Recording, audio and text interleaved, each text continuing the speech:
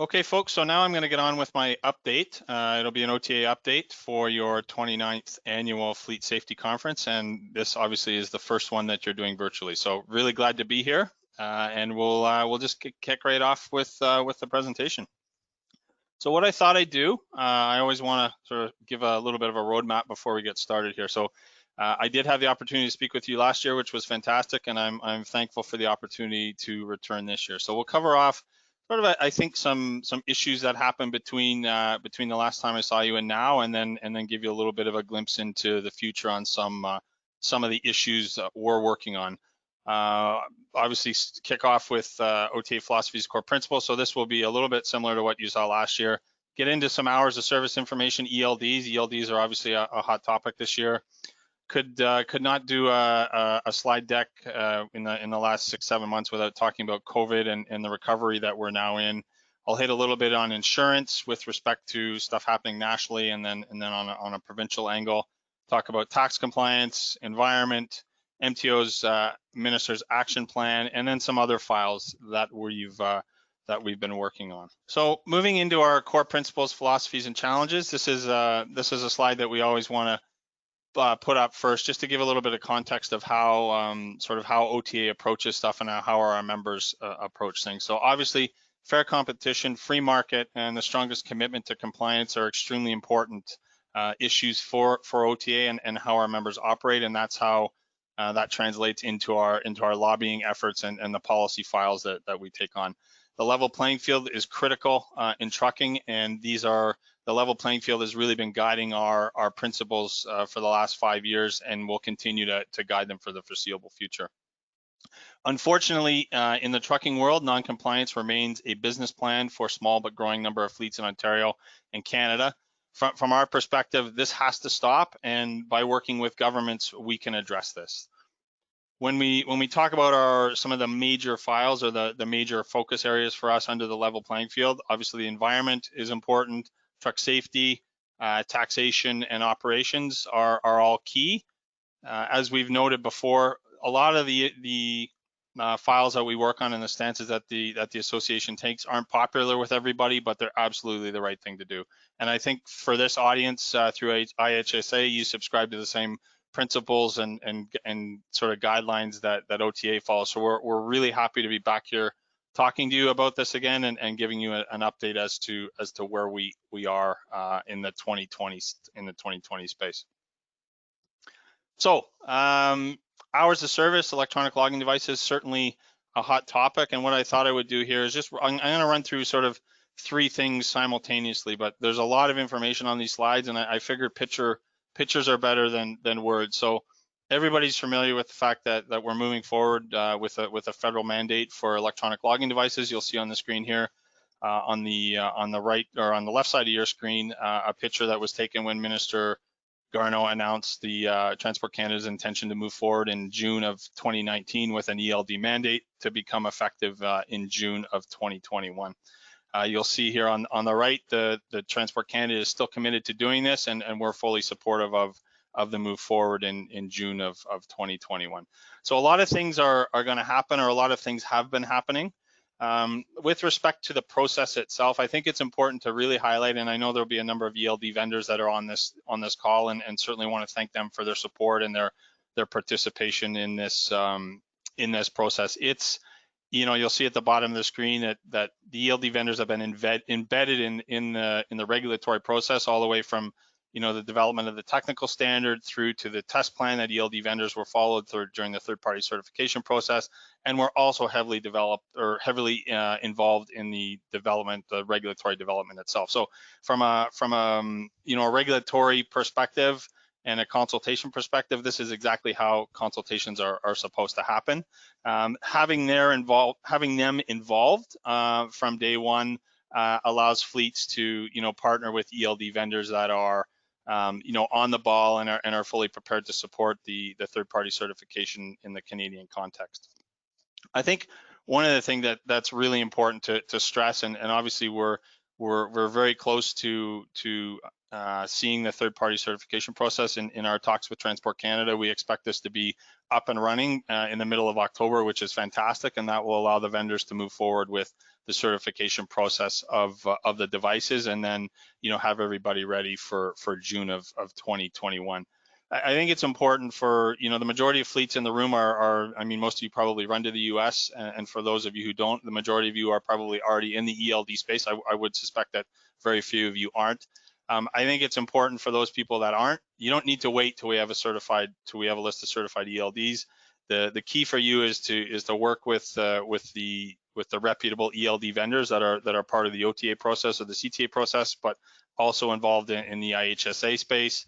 You will be able to tell that they're committed and that they will help you move forward in working towards third-party certification. So I think it's really important to stress, you as carriers are the customer, so you have to ask the right questions, and you'll be able to flesh out the ELD vendors that are serious and committed to helping you, and those that aren't, and then you can make a business-to-business decision when you get there.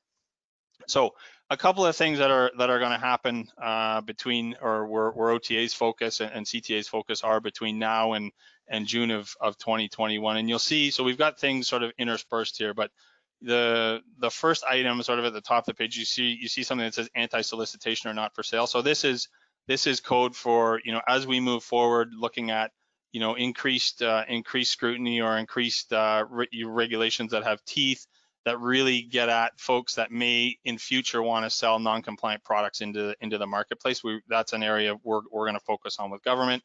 No different than how we've worked with the government of Ontario to eliminate the ability for people to tamper with emissions, et cetera, et cetera. So we'll get into the emissions debate in a little while. Obviously focused on electronic logging devices that are, you see ERDs on the screen here, electronic recording devices that are designed solely for cheating. The ministry is aware that they are out there. We will be working with them between now and June 2021 to really draw attention to those devices, because they're designed to cheat, and unfortunately there are a small but growing number of fleets that have decided to take that path. Again, we really just need to keep an eye on that. Paper logbooks, if anyone's still using paper, maybe a little bit more focused attention on the use of paper logbooks, as we move forward into the electronic space. It's important just to keep an eye on that and sort of ask, why are they still using them? Provincial adoption of ELDs is something that we feel is important to coincide with the federal mandate, and we'll be working with the Ministry of Transportation when their consultations start on ELDs.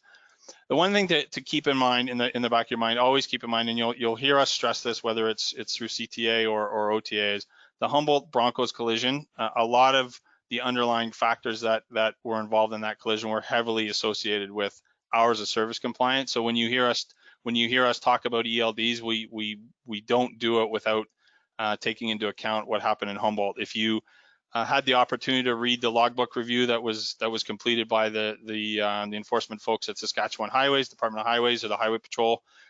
Again, significant concerns with the logbook and how it was presented. So I would encourage you, if you want to take a look at that. Again, there are a lot of telltale signs in that point to significant concerns with hours of service, specifically in the paper world.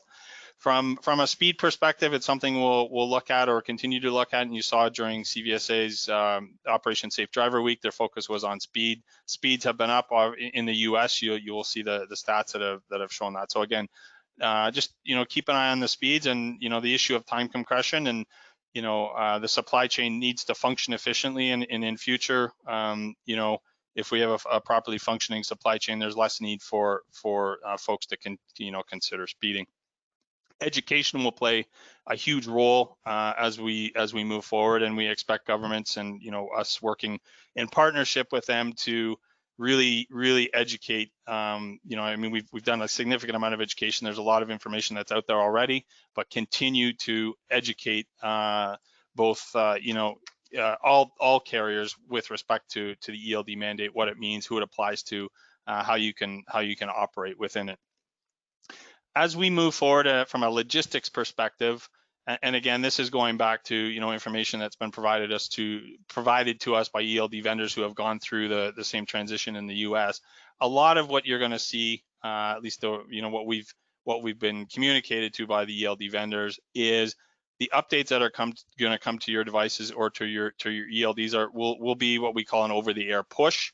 Again, it's a software upgrade in the majority of cases. So it's and I'm going to use some layman's terms here, but it's almost very similar to getting an update on your phone. The update is pushed, you accept it, and then it's embedded into your device. I think that's important to note from a logistics perspective. And you know, looking a little bit back at what the vendors have told us about the transition in the FMCSA world, a lot of fleets receive the push to you know, their new software for the US ELD mandate simply days before the regulation went into effect. So again, logistically, these things can happen extremely quickly, and that's what we expect in the Canadian context. So with that, that gives you a little bit of a perspective, and I think, you know, as we go through, you'll see, you know, at the end, you know, happy to take questions. But I think if anyone has specific questions about this, I'm happy to address them. So let's move on to our next item.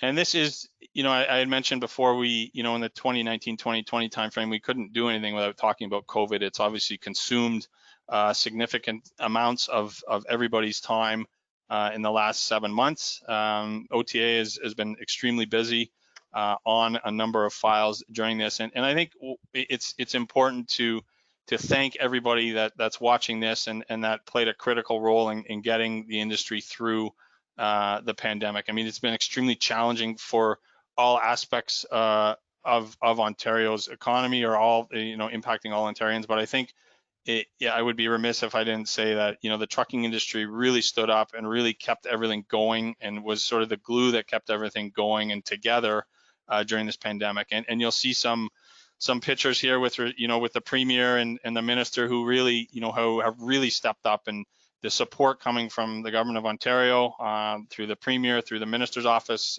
Minister of Transportation, Minister Mulroney, has been absolutely fantastic. And the same has been mirrored on the side with the federal government. Obviously, Minister Garneau is our, you know, has been a tremendous supporter of what we do and what the trucking industry does. So certainly can't say thanks enough to the support we've seen from both the federal and provincial government. And you know, together we've managed to get to where we are today pretty successfully. We've been very well received in the general public, and you know, obviously the trucking industry, or the status, or the sort of the focus on the trucking industry has really been elevated, and everyone in the industry and certainly on this call should congratulate themselves and be thankful that you're involved in this industry, because you've done a tremendous job, and I think all you know, all Ontarians are very grateful for that. And we are certainly as OTA grateful for your efforts and certainly for your support during this time, because it was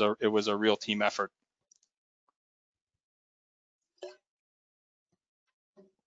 So just to highlight a couple points on here with respect to COVID and the recovery. I think, I mean, you're all familiar with a lot of these points here. You lived it, but I'll highlight a couple of the items here specifically. So you'll see the license plate moniker here, and really what this is an effort, a group effort that we put forward with a number of other organizations to request sort of a soft landing. So once we come into the recovery, the provincial economy, or sorry, the government offices and a lot of their services will come back online. So the request we put in is that there's a soft landing, and we've received you know, very positive indications that, you know, when that plan comes out, it will take into a number of considerations, things that we put forward. So we're looking forward to working with government on that. You'll see at the bottom here with respect to the drive test centers, when those reopened, it was done with a, you know, a very well thought out plan that's allowed drive test and driver license renewals, et cetera, to come back online. And again, going forward, that's where we'll you know, we're looking for what we call a soft landing. You know, I think it's important to highlight, throughout the pandemic, and you're all aware of this, trucking's remained essential. So it's allowed, that essential designation has allowed a lot of things to happen and to continue, which we obviously needed to have happen. With respect to something that's sort of, almost fresh off the press, you would have seen a communication from the Ministry of Health yesterday with respect to screening for workers that are entering your premises. A number of folks were doing this from day one, but the Ministry of Health really emphasized that yesterday, and the need to move forward. We're sort of, getting into the second wave, and it's really important that everybody does their part, and certainly trucking and the carriers, and the folks on this call have really stepped up and done that. So it's just a matter of continuing to do that and continuing to show leadership and show the rest of the province how an industry can function in a pandemic, and how we can successfully move forward. So again, I think it's, give yourselves a pat on the back. You all did a fantastic job, and we'll continue to do so going forward. And we're really looking forward to working with all of you as we recover from COVID and move forward, and making sure we're doing the right thing and showing leadership for how the rest of the province can recover as well. With respect to tax compliance, and this is an area of focus that we categorize this as tax compliance, but this really gets at the point of Driver Inc. You're all familiar with Driver Inc. and what it means and what it does, and the challenges that the industry faces with Driver Inc. So I think it's important that it's not just OTA that's focused on this. I mean, we have national focus on this through CTA, and we continue to pound home the message that Driver Inc. is not okay, and that we need to deal with it, and we're willing to work with anyone in government and like-minded organizations to make sure we do everything we can to root out and to get rid of this practice. It's absolutely detrimental to the industry, and all of the good things that the industry stands for. I think one of the things so I had mentioned, OTA and like-minded organizations are moving forward, but we've also had tremendous amount of support from the WSIB in Ontario, who continue to do targeted enforcement on companies that are engaged in Driver Inc. And those efforts continue, and we understand that they've been very successful at identifying a number of folks that are unfortunately participating in this activity, and they have had corrective debt adjustments to reflect their level of non-compliance, which we fully support and will continue to support. Where you'll see on the the image here with the trillium, and then sort of a little blurb. This comes from the minister's roundtable action plan that we discussed in November, actually just after our meeting. We had there was a group of industry representatives that sat down, but you can also see that Driver Inc. is now on their radar screen, which is extremely important. Again, it's not just a tax issue. It is a highway safety issue, and you'll see this very, very crude sort of graphic with respect to Driver Inc.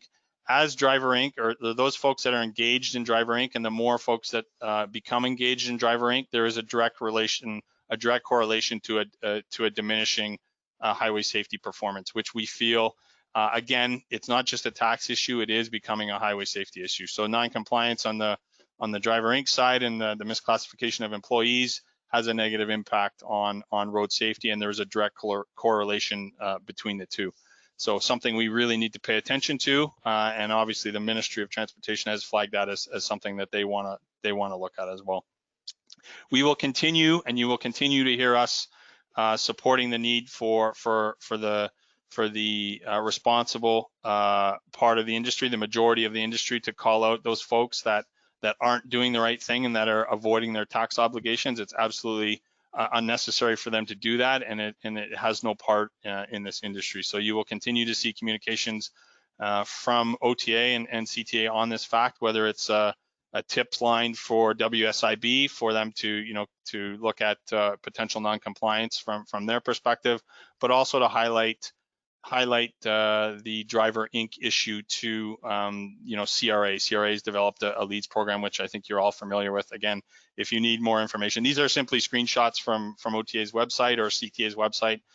There is a significant amount of information on here.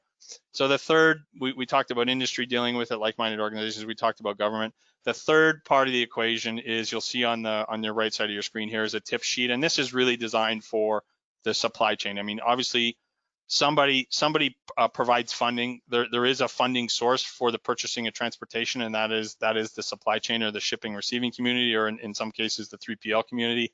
So we continue to try to educate them, and we have some. We've put together a tip sheet for questions that the supply chain can ask if they're not quite sure about, what their carriers are doing. But really, it's important that everybody participate in this and understand what it means and how we get through it. And again, this is an update to to what we had talked about last year, and we will continue to talk about this as we move forward to try to eliminate this practice. Again, it's very detrimental to the level playing field. It provides, there are significant, contributions to the underground economy that happen through this process, and it's just not good for the industry. So we need to work together to eliminate it. I'll move on to the environment, and again, this is under the level playing field category again, and I don't think any of the sort of the statistics you see on the screen in front of you should be a surprise. If they are a surprise to you, this is a reality of what it means when you delete a truck, delete your emissions controls on a truck, and it's simply, again, it's a practice that we really need to get rid of. The environment's extremely important, not only to us, but to our families and future generations. And the statistics on here are, although they're they may seem drastic, they're real. I mean, this isn't just OTA making these stats up. These come from credible reports, whether it's the work that was done by the UFT recently that triggered a number of processes internally with the Ontario government for looking at emissions controls. But you can see 56% of GTA residents live within 250 meters of a roadway. That's significant. I mean, 56% of 6 million or 7 million, that's a lot of people that are potentially impacted by emissions that aren't functioning properly. I think everybody's familiar with the fact that if you're operating a deleted engine, it's producing 40 times the nitrous oxides and 40 times the particulate matter, which lead to things like smog, lung disease, all kinds of respiratory illnesses. But the health effects are real, and unfortunately, not everybody's got that message. The folks that are on this line, the responsible part of the industry, you get it. There's nothing wrong with maintaining your trucks and doing or having the trucks do what they're designed to do. We've been in a transition since the early 2000s in terms of getting rid of these contaminants and pollution, and it's something we need to continue to do. What I think is really important, again, you'll see a tip sheet. So we did a tip sheet for Driver Inc. We've done a tip sheet for shippers on the delete kit side of things. I would encourage you to have a look at that, and if you're interested, again, all this stuff is available on our website. But certainly, if there are some of your customers that you feel should be educated on this, by all means, push it. And again, lots of materials for you there. With respect to what's the province doing, we talked a little bit about, we were sort of a lot of what we had talked about last October was sort of in the planning stages, but since then, and again, an update, and most of you I think are familiar with this, but it's important to highlight is the province has really paid attention to the impacts of the delete kits, not only on the environment, but also on the degradation from a level playing field perspective. So they've instituted a number of initiatives that are looking to redesign or redo the heavy duty drive clean program in the province on a number of angles. So there's a couple streams that are going concurrently, working with the OEMs to figure out how we can measure or monitor the impact of of deleted trucks. How do you detect them? And then there's what we're calling the program redesign of the drive clean program, which is going to look at addressing emissions testing on the annual inspection. And this is a couple years out, but I'm just giving you a little bit of a perspective into sort of what they're looking at. And then on the same instances as we're doing the annual inspection portion, really beef up the on-road, the detection of tampering on-road. And you'll see on the screen here, the Ministry of Environment, Conservation and Parks received a number of new powers. Just after we met, I'm just looking at the dates here. Just after we spoke to you last year, there were a number of announcements made. So the ministry now has significantly more powers, and they've done a significant amount of enforcement since then, and will continue to do that. And that enforcement will not only translate from the Environment Conservation and Parks officers, that will eventually translate into the MTO world. So the scope of enforcement activities will increase. You'll see here some very brief stats with respect to repair orders that were issued during the initial phases of the MECP enforcement that took place in certain parts of the province last year. The impact was extremely effective. Word traveled very quickly that Ontario is serious about this, and if you've deleted your truck, your days are numbered. So we are very happy with the response that both the Ministry of the Environment and Conservation of Parks have taken, as well as the Ministry of Transportation.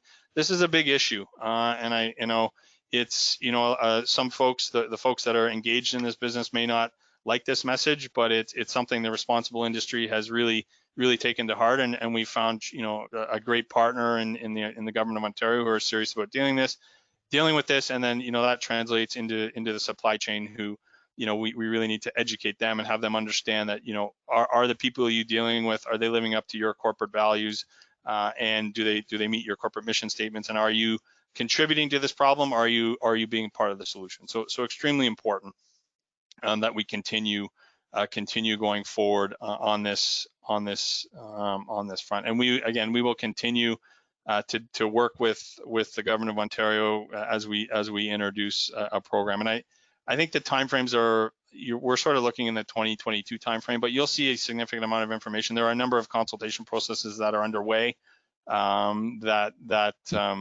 will continue to evolve in the redesign of the Drive Clean program. But something we feel is absolutely necessary to make sure we're doing the right thing, and that we're allowing the trucks to operate as designed, and we're not being a negative contributor to environmental pollution or health side effects. Insurance was another item that we had flagged, and I don't believe we really got into the insurance discussions last year, but I thought it would be important just to highlight, because there's 4 or 5 things that are happening, insurance-wide that we thought we could talk about. Obviously, the facility insurance world is in the process of going through a review, and it continues to go through a review. And what in a nutshell, what's happening there is looking at the same rules that apply in the regular market, which is where regular insurance is. The same rules apply there that would apply in the facility world. So when fleets are applying in the regular market or fleets are applying in the facility market, their level of risk is determined on the same variables. There is absolutely, and I think it's important to highlight here, there's absolutely nothing wrong with the facility model. The facility model plays an important role. The unfortunate part is there have been a small number of fleets in concert with a small number of insurance brokers who have figured out how to manipulate the system for their benefit, or the benefit of lower insurance premiums when the risk was significantly higher. Their premiums were at or below the regular market, which when you look at it at its very basics, doesn't make sense. So how do they do that, or how did they do that? Obviously, misrepresentation is suspected to be involved, the ghosting of vehicles, and certainly the misrepresentation of your operation. So for instance, you may have an international or national operation, but somehow the misrepresentation of information that they've provided to their broker and subsequently to the insurance company or through facility doesn't accurately reflect their operation. So when you look at it from a level playing field perspective, again, this is a highway safety issue. Insurance is required, but when you look at it from a level playing field perspective, this has an opportunity for people to gain a competitive advantage, and that's obviously why, again, a small but growing segment of folks are using it. This has caused, as the facility market is sort of transforming in Ontario, it's forced, and you'll see the map down here. That's just an exodus map. Fleets who are in this situation, who have been, feel that they're no longer able to function in the Ontario space, have in fact moved operations. Some of them went west, and now they've come back east. They've bypassed Ontario, and now they're in the looking for domicile in the Maritimes, not only from an insurance coverage perspective, but also through where they put their where they put their base of operation. So again, that's happening. The jurisdictions, obviously from the insurance perspective, the facility markets work in where there is private insurance. So the facility markets are aware of it in the Maritimes, and as are the truck safety folks, the regulators in the truck safety space. On the national side, so that's what's happening with facility. Then that will continue to evolve as information becomes available. We'll continue to update the membership, and information will become available. On the national front, you've probably seen or heard some discussions of efforts underway through the Insurance Bureau of Canada to look at the commercial insurance markets. So we, through CTA, we've been a participant on their national commercial task force. And we had, well, the meeting started before COVID, so we had two meetings. We had an in-person meeting in Edmonton, then there was the other Western meeting was virtually in Vancouver, and that's that happened the day that everybody went into lockdown. So the process itself has sort of been parked for a little bit. It will start up again in the next couple months, and that will allow us to move forward, but really gives us a national stage to discuss issues of importance in the insurance world. Obviously, facility is something we're addressing provincially, and it's spreading across the country. But there are some other bigger picture insurance issues that we've flagged through the IBC process, and we're certainly grateful to them for their willingness to work with the industry, and we really look forward to dealing with that. But you can see on the screen some of the topics we've identified for further discussion. And again, no decisions have been made, but the fact that we're able to sit down and have those discussions and brainstorm is really important, and we truly value the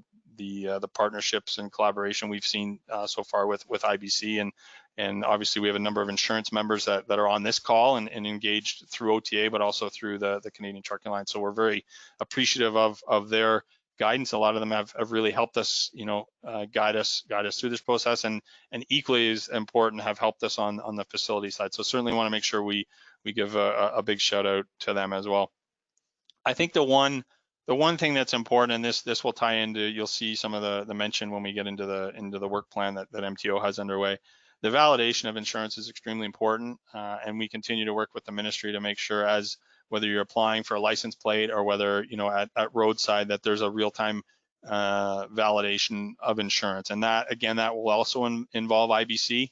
We're very I think we're getting closer, and the ministry is certainly aware that this is something that needs to happen, and they have in fact started a process to look at how that real-time validation can take place, because like we've said, insurance is extremely important. The one thing, as the facility markets evolve into sort of making sure the same checks and balances are in place, there may be some folks who decide to run without insurance, which is not certainly, nobody wants that. So the validation piece will ensure that going forward there is no opportunity to run without insurance, and that the level of risk that's associated with that operation is what their premiums reflect, and then obviously that insurance is actually on file and valid. Very, very important aspect from a level playing field perspective. One of the things I wanted to hit on, and this is MTO's action plan, but when I say that we're involved in it, a number of other like-minded industry associations have been involved in it. IHSA has been involved in it, PMTC, Women's Trucking Federation, OIDA, Teamsters Canada. So a lot of people have participated in this, and this is the culmination of several years of work on the industry side, but also on the enforcement side and the intergovernmental side. So you'll see, I'm not going to go through all of these, but this meeting took place shortly after we met last year. I think we met at the beginning of October. This meeting took place beginning of November, but was really, really, we're really excited about this. And obviously, some things on here are a work in progress. Some things have started, some things have finished, but you can see there's a real long-term big picture vision on where the ministry wants to go with a number of things, and we're really excited about it.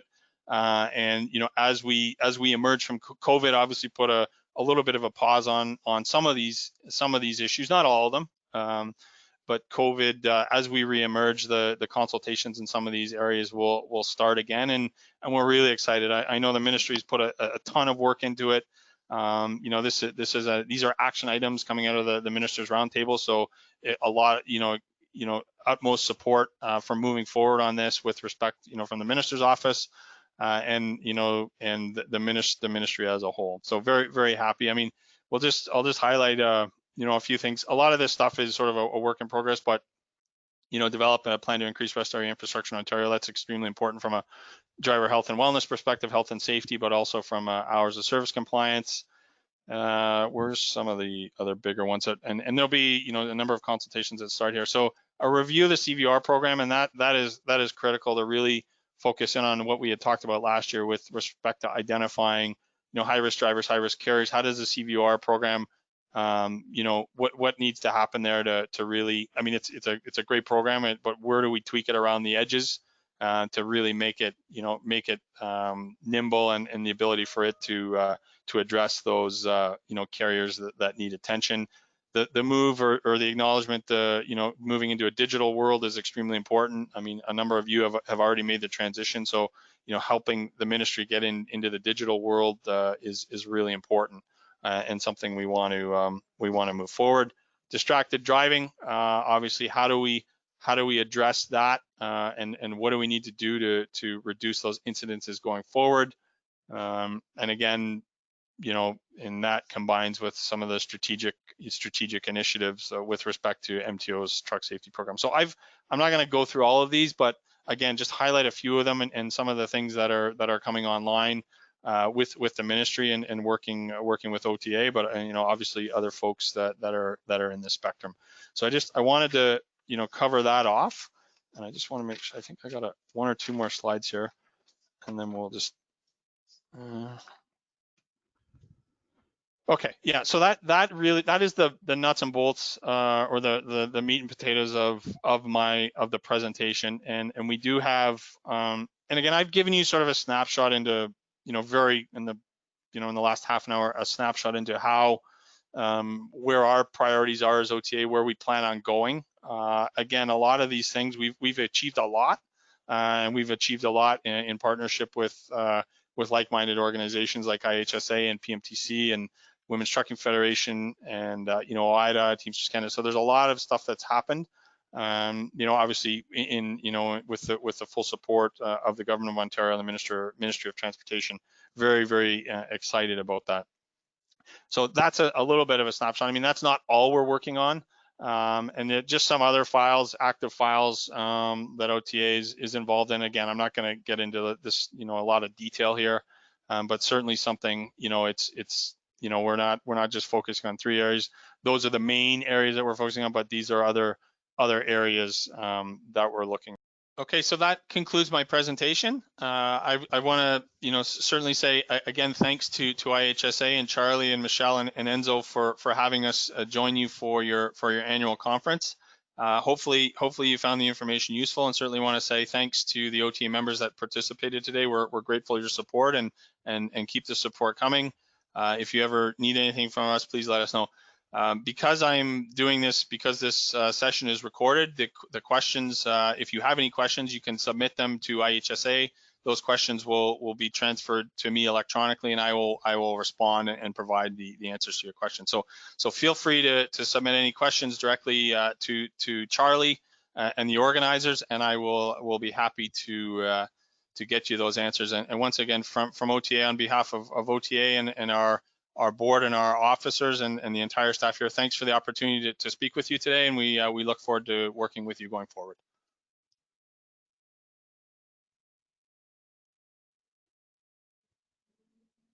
Awesome. Okay, so I'm just going to stop the recording here.